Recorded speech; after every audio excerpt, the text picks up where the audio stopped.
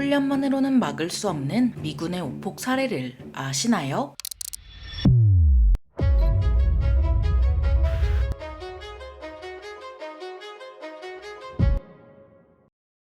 안녕하세요. 지식스토리입니다. 이번에는 세계 최강군의 실수, 미군의 오폭 사례에 대해 알아볼 텐데요. 공중폭격은 2차 대전 때부터 본격적으로 이루어졌고 1944년 노르망디 상륙작전 때 미군 폭격기의 첫 폭격 연기가 아군 진영으로 흘러왔습니다. 뒤따르던 폭격기가 그 연기를 목표물로 오인해 폭탄을 쏟아부으면서 미군 중장을 포함한 240여 명이 사망하는 대참사가 일어나고 말았습니다. 이렇듯 아군과 적군이 붙어있는 지상전에선 아군을 죽이는 오인 사격이 잦았는데요. 하지만 2차 대전 당시 공중폭격엔 그런 개념 자체가 부족했죠. 그 이유는 민간인 대량 살상을 목표로 한 전략 폭격이 횡행했기 때문이었고, 폭탄으로 카펫을 깐다는 용단 폭격, 도시 블록을 날려버린다는 블록버스터가 폭격 전술이었으니 말 다 했습니다. 2차 대전 막바지 영국 공군이 덴마크의 독일 게슈타포 근거지를 공습했고, 전투기 한 기가 대공포를 피해 저공 비행을 하다가 수녀원이 운영하는 한 학교에 추락하고 말았습니다. 그 화재를 본 폭격기들이 게슈타포 기지로 오인하고 폭탄을 투하해 어린이만 80여 명이 사망했는데요. 이 비극은 영화 폭격으로 만들어졌죠. 베트남 전쟁까지도 항공폭탄은 중력으로 떨어지는 멍텅구리 폭탄이었지만 1991년 걸프 전쟁에서 항공폭탄의 역사가 완전히 바뀌었습니다.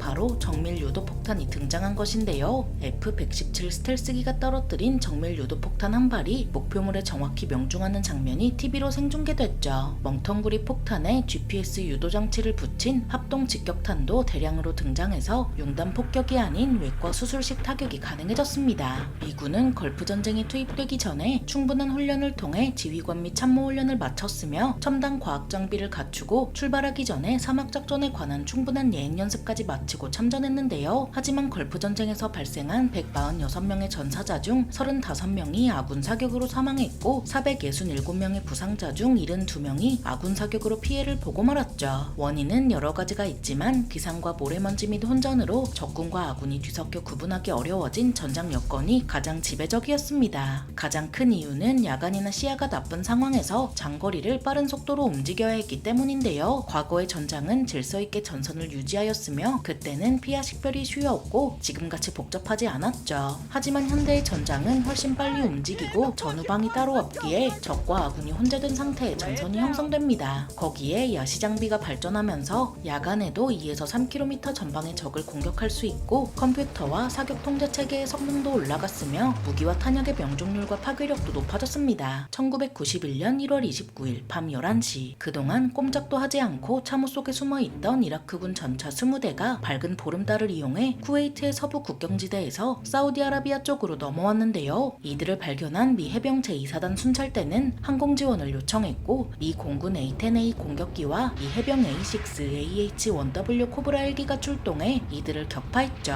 하지만 이 전투에서 미 해병은 아군기의 오폭으로 11명의 사상자를 내고 말았습니다. LAV 장갑차를 타고 순찰하던 미 해병 정찰대가 연락과 협조가 완전히 되지 않은 채로 전투지역으로 들어갔다가 A-10A가 쏜 미사일에 맞은 것이었습니다. 적과 아군이 섞이는 전장에서는 협조가 잘 되지 않으면 아군끼리도 충돌이 일어날 수밖에 없었는데요. 1991년 2월 16일 밤 미 육군 제1보병사단의 아파치 헬기 대대장 랠프 헤일스 중령은 미군 진지에서 2km 전방에 나타난 2대의 이라크군 장갑차를 찾아 파괴하라는 명령을 받았죠. 당시 그 일대에는 시속 60km의 세찬 모래바람이 불어서 시야가 0인 상태로 자칫하면 아군을 공격할 염려가 있었습니다. 맨눈으로는 수색할 수 없어서 비행기에 장착된 야간 투시경으로 해야 했는데요. 헤일스 중령은 아파치 헬기로는 그런 임무를 수행할 수 없다고 판단해서 명령을 재고해달라 요청했지만 사령부의 대령은 그대로 강행하라고 명령했는데요. 헤일스 중령은 그 임무를 수행할 수 있는 사람은 본인뿐이라 생각하고 아파치 헬기 2대를 직접 지휘해 이라크 장갑차를 찾아 나섰죠. 헤일스 중령의 아파치 헬기는 미군 진지 상공을 지나서 동쪽으로 비행하다가 지상 관제소에서 통보해준 좌표 안에 적의 장갑차가 2대 있는 것을 발견하고 즉각 사령부에 보고했습니다. 그런데 여기서 지도의 좌표를 잘못 판독하는 큰 실수를 저질렀고 2대의 적 장갑차라는 데 집착한 나머지 지도 판독은 제대로 하지 않았습니다. 야간 투시경에 하얗게 나타난 두 대의 장갑차는 실제로는 미군의 브래들리 장갑차였지만 적의 장갑차 발견 보고를 받은 사령부에서는 즉각 공격하라는 명령을 내렸는데요. 사령부에서 왜 꾸물거리고 있냐고 독촉하자 헤일스 중령은 헬파이어 미사일의 버튼을 눌렀고 두 발의 헬파이어 미사일이 날아가 한 발씩 명중했죠. 그 순간 무전 연락을 접한 헤일스 중령은 두 장갑차가 미군의 장갑차라는 것을 확인하고는 눈앞이 캄캄해졌습니다. 기적적으로 사망자는 2명 뿐이었고 나머지 6명은 부상을 당했지만 이 사고로 죽은 로버트 칼리 이병은 걸프전에서 최연소 전사자가 되었습니다. 최첨단 과학 장비를 갖추고 예행 연습까지 한 미군조차 이 정도 피해를 봤는데 둘 다 부족한 군대는 어떨지 싶은데요. 그래서 이때부터 5인 사격과 오폭을 막기 위한 첨단 피하 식별 장치들이 개발되기 시작했죠. 항공기, 함정, 방공무기 등에는 이런 첨단 피하 식별 장치들이 장착되기 쉽지만 보병은 크게 방법이 없어 보였습니다. 항공기, 함정, 방공무기 등에 장착되는 첨단 피하 식별 장치들이 배낭에 들어갈 리가 없었죠. 그래서 군대에서 흔히 보는 피하 식별띠나 색테이프 등으로 적과 아군을 구분해 왔는데요. 하지만 이것으로는 충분하지 않았고 항공기와 직접 작전하는 부대에는 더욱 충분하지 않았죠. 그래서 나온 것이 바로 피하 식별 IR로 이는 사람의 눈에는 보이지 않는 적외선 혹은 녹색 LED 전멸 신호로 보병의 존재와 정확한 위치를 아군에게 확인시키고 불필요한 5인 사격 혹은 폭격을 예방하는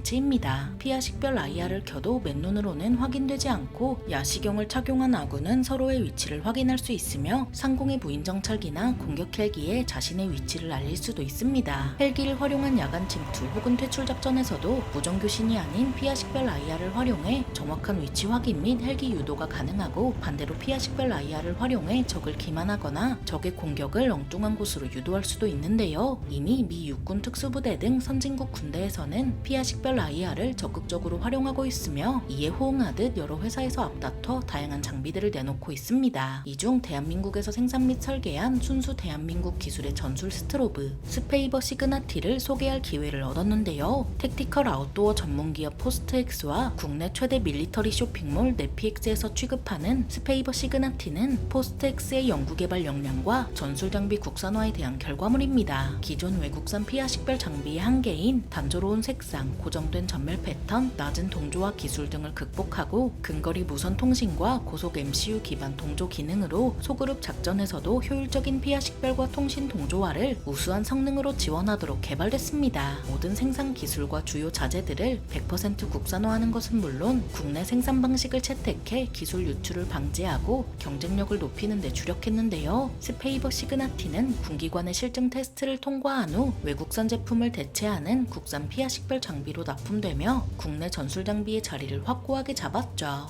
2023년부터 2024년 7월까지 육해공 및 해병대까지 약 2만 개를 군에 납품하여 외국산 대비 수십억 원의 군 예산을 절감하는 효과와 기술적으로도 더 뛰어난 기능과 성능을 제공했습니다. 이를 통해 국내 기술력의 자립과 가격, 성능 모두 만족시켜 국내 피하 식별 장비 시장은 물론 세계 시장에서도 주목받는 계기가 됐습니다. 이렇듯 과거부터 현대까지 전쟁을 멈추지 않는 우리로서는 적과 아군을 제대로 구분해 피해를 줄이는 것이 상당히 중요하죠. 기술이 아무리 발달해도 결국 그 기술을 다루는 것이 사람이라 사람이 사람을 위한 기술을 더 개발하고 널리 사용되면 좋을 것 같습니다. 피하 식별의 중요성을 알려주는 미군의 오폭에 대해 알아봤는데요. 영상이 유익하셨다면 구독과 좋아요 부탁드립니다.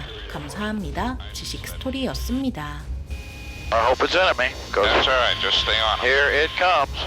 That's one.